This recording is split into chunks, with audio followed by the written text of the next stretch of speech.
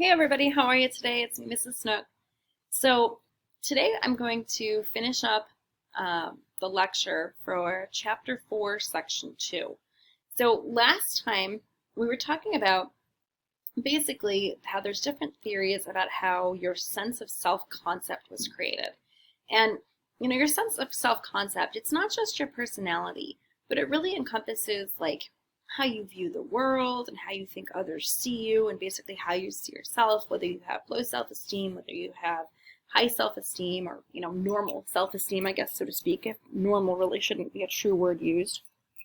But there were different theories about that. And I talked about how John Locke believed that your sense of self really was created based off of your interactions with the environment around you, and how people are born as blank slates, which he called the tabula rasa, which is Latin for blank slate, and that someone could really be impacted by their cultural environment and by their parents, so that you could take a child who was rich and put him in a poor community and have a totally different life for that person, or take a poor child and put them in a rich family and with tutors and with help. Yet again, the nurture would play a larger role than nature, and it would help them to advance in their career and to, socialize and to fit in society. The next theory that I really talked about was Charles Horton Cooley, who is the founder of the symbolic interactionist theory, and how he really focuses on the relationship between people, in groups, and society as a whole. And he felt that your sense of self really was shaped off of how you thought others thought of you. So, kind of like when you look in the mirror, you see a reflection of yourself. Society and your peers are basically your mirror. And when you look at their reactions and look at the comments they make and their facial expressions, as you interpret them, you imagine things, and it in turn impacts how you think of yourself. And it might not be accurate. Your self-concept that you're creating might be completely false as you're judging kind of their comments. And so really your view of yourself is based off of your relationship with other people. And today I'm going to get into the last part of Section 2 for Chapter 4, and it's going to be focusing on George Herbert Mead. And George Herbert Mead is another symbolic interactionist. And he yet again focuses on the connection between people, the relationships, just the daily experiences that people have in their lives as they meet others and as they do different things, and kind of how, these small group experiences help teach you about our culture and our society and impact your sense of self and overall your personality.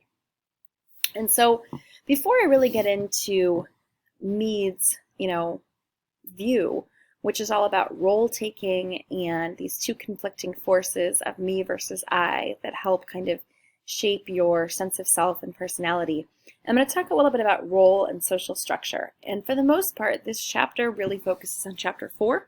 So if you're looking to just read one chapter at home, that's the one I would pick to read.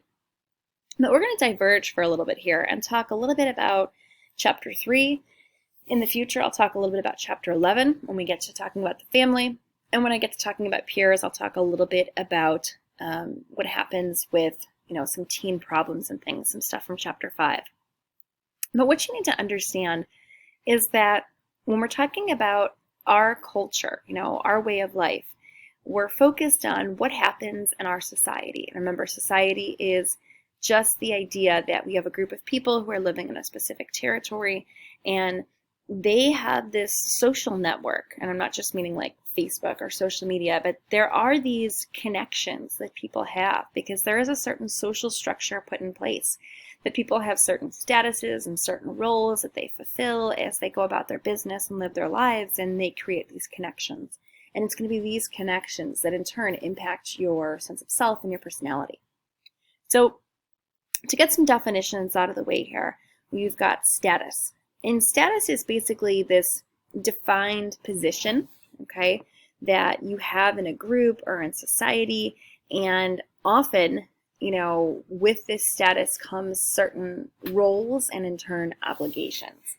And I'm going to talk in the next slide about how there's different kinds of statuses and how some of them you've chosen and others of those you have not chosen. Now, there's also certain roles that you take on, And with these different roles, you're going to be expected to behave in a certain way and to do certain things. And it's going to, yet again, impact your sense of self and your personality.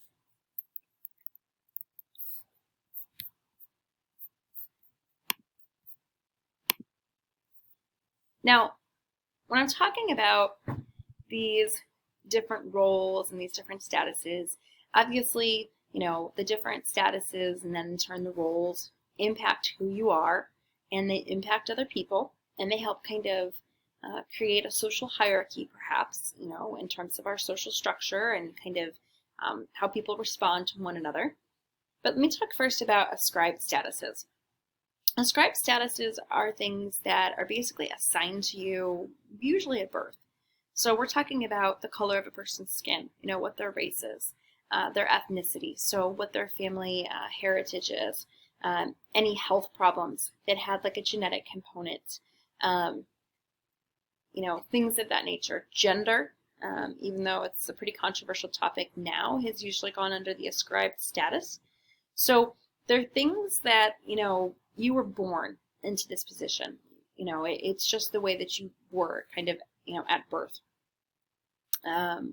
So also with ascribed status, you could say like if you are, born into a particular family, in terms of, are you a daughter? Are you a son?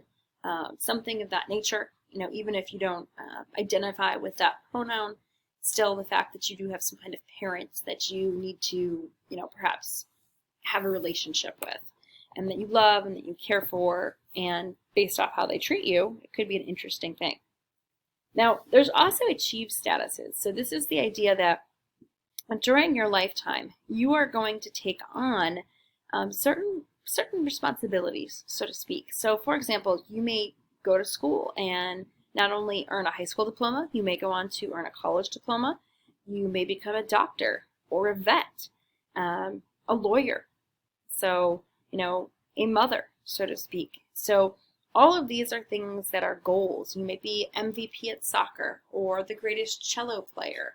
So they're different kind of goals that you have achieved. And of course, people then in turn will view you that way, as an excellent cello player, as a lawyer, as a doctor. People view me, of course, as a teacher.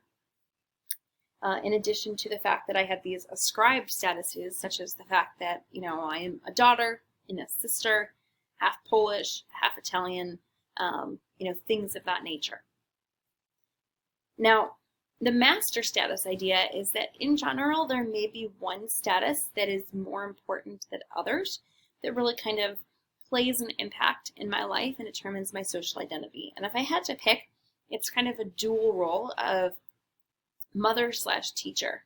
And we'll talk more about this in a minute, but, for the most part, other people, of course, you guys see me as a teacher, but of course, my son sees me as a mother. So there are different statuses which are basically in competition with each other, and those are kind of the ones that outrank all the different things in my life. Now, with each status, there are different roles that you are going to have to take on as well. So, for example, if I was a doctor, let's say, if I was a doctor at like one of those, universities, like University of Iowa, which is a hospital, but it's also a teaching hospital and it's connected to a college and such. It may be that if I was a doctor that I would have to play the role of healthcare provider and, actually take care of patients. But they might also require, since they're connected to a university, for me to do research and do drug studies and to do experiments to figure out if new products and procedures were working. So I might have to act as a scientist at time and take on that role and perhaps conduct experiments to see if something's working. And they would also perhaps expect that I might teach, interns, basically how to become a doctor. So you might take on the role of teacher. So even though your status, your achieved status, and perhaps even their master status, like the thing that defines them is that they are a doctor, they would at times perhaps take on the role of a healthcare provider, a teacher, and perhaps even a scientist. So roles and statuses are hugely connected, and they're important because they connect us to other people, and other people perhaps will see us in that light, and define us in that way, which in turn will impact our self-concept, kind of going back to kind of that looking glass theory of self. But we're going to move forward, and the reason that we kind of talk about roles at this point is because our last theory, which is by George Herbert Mead, he focuses on the fact that he says that your sense of who you are is created slowly over time. And it's because over time you are taking on these different roles. And as you participate in role taking, you're assuming the viewpoint of someone else. And you're using that viewpoint to shape your self-concept. So you are basically, putting yourself in someone else's shoes, which honestly is what sociology is all about, right? Going back to Max Weber and his ideas of Verstehen and trying to have empathy and respect for someone else as you're kind of gaining that sociological perspective and trying to see the world in a different light. Now, it might not be that grand of a worldview, especially if you're a young child, but you're just trying to see what they're seeing, what their life might be like, what their job might be like, and then it provides you with insights like, I don't want to do this. So as you assume that viewpoint, you're realizing that it's something that you're interested in or something perhaps that you're not interested in. And it's allowing you to see yourself perhaps through the eyes of someone else and allowing you to imagine in your mind what someone might say or do in that situation. It allows us to build these peer relationships and, of course, just to build your personality as you're taking on these different roles.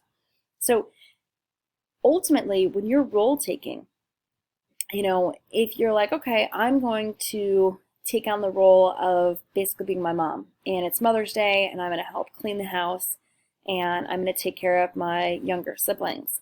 After doing so, you might become very hesitant about having children, having a family one day, becoming, a mom yourself. Or a dad, obviously, taking care of kids. Both are obviously very true and valid. But when it comes to, doing that, yes, you have to still remember that you just are not ready perhaps to take on that role because of the amount of responsibilities and it's overwhelming. But you are taking on that role. I had my students participate basically in role taking today. I had them revise each other's papers and provide them with feedback, and it took them 15, 20 minutes. And afterwards, they were like, after they graded these thesis and body paragraphs, they were like, wow, that took forever. They're like, is that how long it takes you to grade our papers? And I was like, yes, exactly. So they participated in role taking today as they basically took on the role of the teacher and of the grader. And it did help shape their self-concept because I think they had some new respect for me as they understood what my job entailed and the difficult nature it was. And it also gave them some insight into themselves, into perhaps would they like this as a career or would they not like it. Now, George Mead says that role taking really and truly starts from just a very little age. So from the time that you're 1.5, give or take, children start something called the imitation stage. And they don't really fully understand what they're doing, but they're imitating physical behaviors, actions, words, language of people around them that are important. And I talked in the last lecture about how, there's different groups that you participate in your life. Some are primary groups. Those are groups that are important to you, like your friends, your family. They're made up of people who we call your significant others. Their reactions are very important to you. You're going to see these people on a regular basis in a primary group. It's long term. You feel like the rules are relaxed. You can share things with them. You can confide in them. Compared to like a secondary group, which would be like your classmates, people you're doing a group project with, it's more formal. You may share some things, but you're not going to share your whole life history necessarily. You may not have even picked those group members. It's just a temporary thing for that project until the class is over. And, it's a totally different kind of situation. But in this imitation stage, it's all about the parents and at this really just point the parents, not even friends, because it's not like little kids have tons of friends, maybe at daycare or siblings. But they just want to, do the whole monkey see, monkey do. They're watching and they're learning. And I can remember my son Alex at this age, he was trying to help me unload the dishwasher, but I didn't know he was trying to help me unload the dishwasher. I had the dishwasher open and I kind of started to unload it, and then I got distracted and I was at the sink. And I turned around for a second, and there was my son, and he had seen me. He'd been watching me unload the dishwasher. So he literally took the plate out, But instead of like putting it on the counter, because he was only like 1.5 or 2 here, or putting it into the cabinet, he just dropped it. And it was one of those Corelle dishes, and they seem pretty sturdy, but man, when those things are dropped, they just shatter. And he was barefoot, and it was a mess, and it was glass everywhere. But they are learning through imitation. They are learning this is what you do. It's why young children at this age, usually they're still in diapers, perhaps potty training, at 2, 2.5, or 3.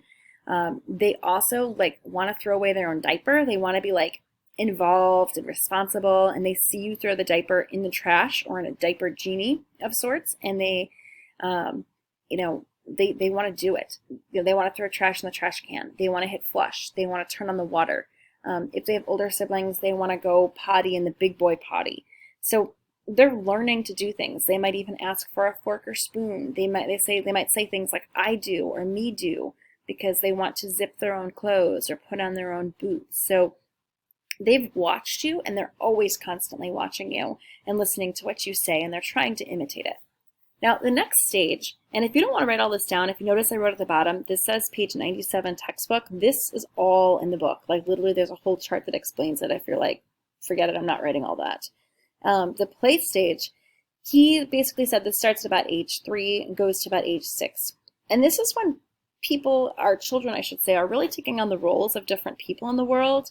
It's often very career orientated at this point. They're watching shows maybe like Sesame Street or Daniel Tiger's Neighborhood, and they're thinking about different jobs and little stores in their community. Like, this is what it would be like to be a farmer. This is what a baker does. This is what a doctor does, or a veterinarian. And so they're kind of taking that on. And often kids like little costumes, like Melissa and Doug is a toy brand, and they sell all sorts of different costumes. And little girls often have toy kitchens. Little boys can have toy kitchens as well. My son had one. My husband kind of had some issues with that at first. And I told him to get over his kind of gender bias there. But like tool benches, any kind of like toys, like art easels, which are like supposed to be teaching kids kind of like a skill, but really they're just still kind of imitating. But at this point, it's beyond just like imitation where they don't understand it. Now there's like a significant understanding and thinking and attachment that goes on. And they might be playing a whole game where they're the chef, or they're the mom, or the dad. They might be playing house. And it starts off very simple at first, and they might say things like, I'm a fireman and just wear a hat. I put out the fire and run around the house. But then it evolves more into more of a game. And they're really thinking about what it would be like to be this person. What would their troubles be? Would I like it? Would I be scared? And it in turn impacts their personality and who they are and just their sense of self. Last but not least, starting at age 6 and going on, is when we get into this game stage. And the game stage is more advanced. And it's basically when, kids start to understand sports more. Up until this point, some would claim that they're not physically able to. Piaget is one of the big thinkers in children's psychology and education, and he talks about basically these stages of development of the brain, and he would say no, that they're not really physically able to until this point. So I'll give you the example that my son started playing soccer when maybe he was like 4. And he liked kicking a ball in the yard. He understood he couldn't use his hands, but watching little kids play soccer at that age was brutal. I mean, there's no like real play going on. It's like we would always say it's like herding cats. Like they would just all follow the ball across the field and often kick each other. And then some kid would pick up the ball, and there's no strategy. They don't understand like rules or positions or anything. But once you start to get into really 7, 8 years old and up, they start to understand like, I'm going to play offense. I'm going to play defense. Like I'm going to be a forward, I'm going to be goalie. This is what you do. This is how you score a goal. You need to, pass to someone who's open, or you need to be aggressive and go for it. Whatever the strategy may be, but they're starting to understand the game itself and how it's played. It's also why little children really struggle with playing board games, and they just have like Candyland. You're not going to be able to play Monopoly with a 4-year-old. They don't grasp it. And I'm not talking about just because they might not have the reading skills. It's because their brains physically don't understand all the complex rules that are going on.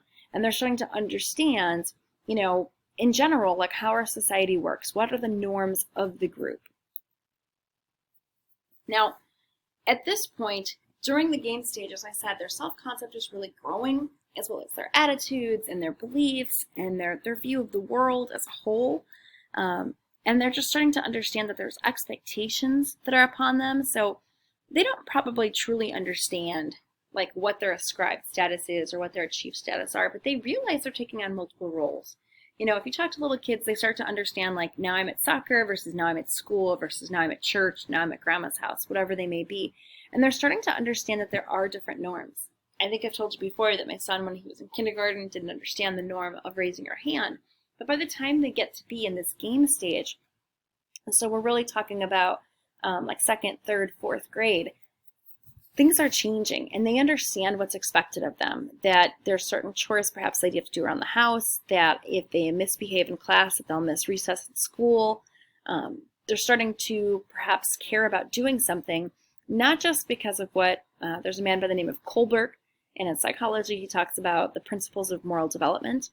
And early on, kids do things because they want to be, considered a good boy, a good girl. But as they're getting older here, they're just understanding that it's not just about being a good boy, a good girl, like I get a cookie, I get a sticker, I get a star. I'm pleasing someone who's important to me, who's a significant other. It's more about I'm going to do what's expected of me, and I'm going to be good because that's important to our society as a whole. Or with being on time, it's not so much about I don't want to be late because coach will be mad that I missed the beginning of the soccer game. It's I'm going to be on time because being on time is something that's important in our world, that we have time and we have certain rules that we need to follow.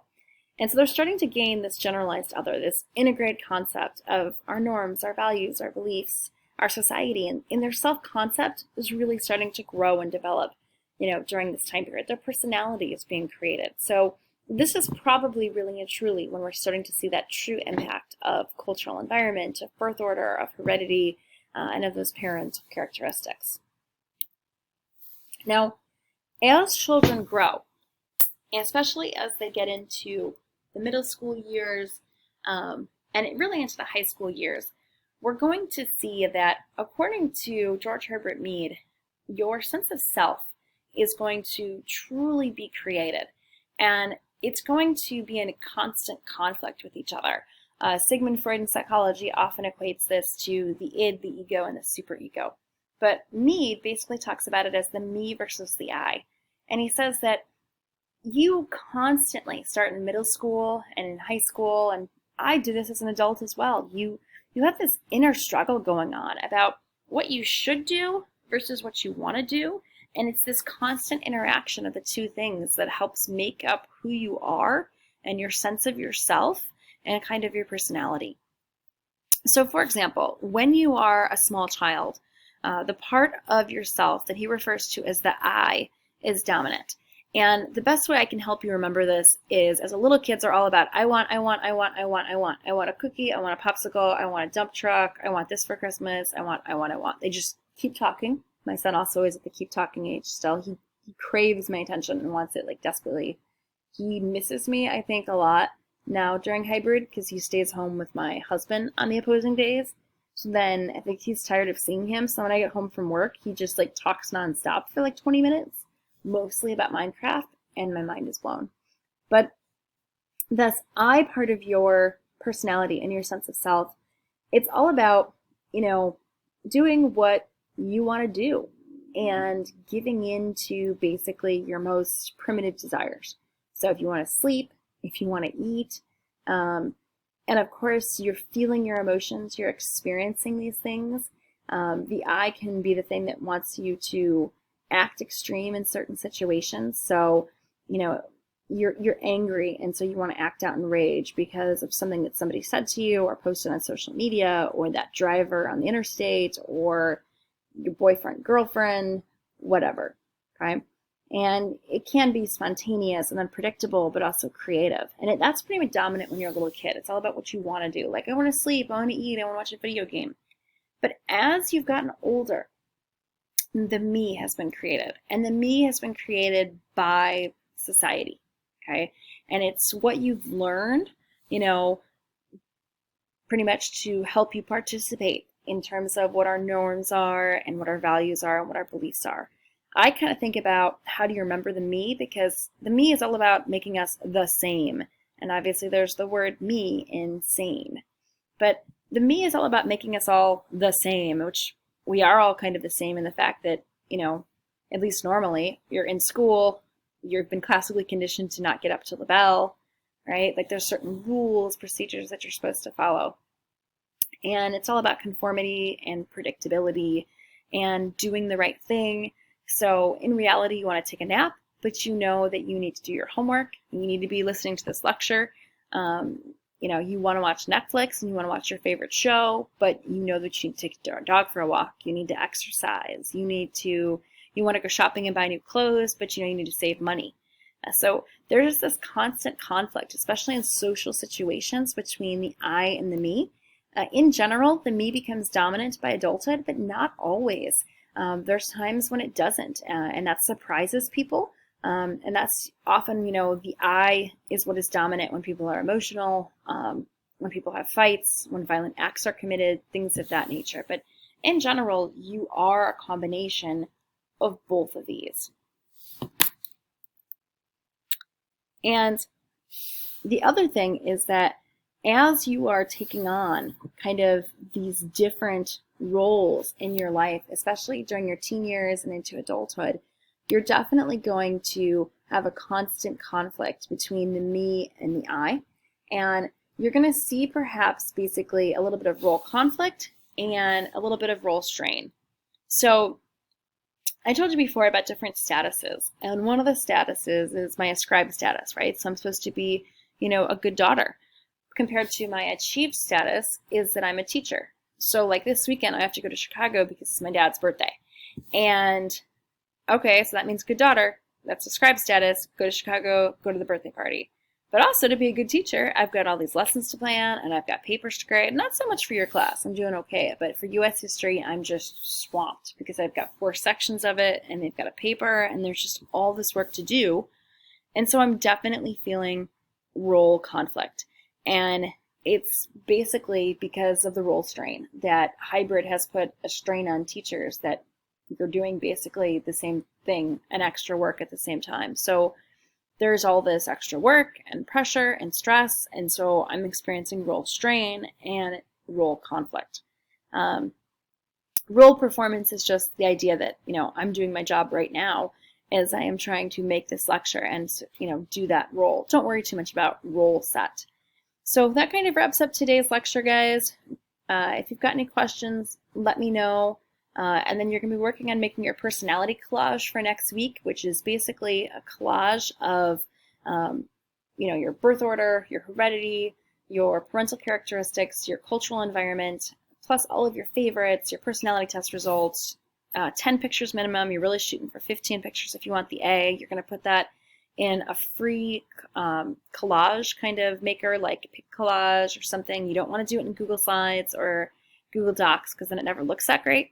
Include words, make it look good, and it's going to really show your personality, the combination of nature versus nurture. And then you're going to write that long paragraph explaining all of that, how the pictures you chose and why, how it shows nature versus nurture. And then you're going to talk about one of these theories of the sense of self, either the tabula rasa or the looking glass self or the me versus I, and explain how it kind of, is reflected in terms of your personality and who you are. And that's due next Wednesday for you guys who are remote learners. All right, guys, have a great day. Let me know if you have questions. Oh, and some of you guys need to show up to the Google Meets. I haven't seen you guys lately. Google Meets are Mondays and Thursdays at 2:30. I had to think about the time. So make sure that you're attending those because you need to do 1 a week for participation. And make sure you take that quiz on Classmarker if you haven't. That's it for now, guys. Have a great day.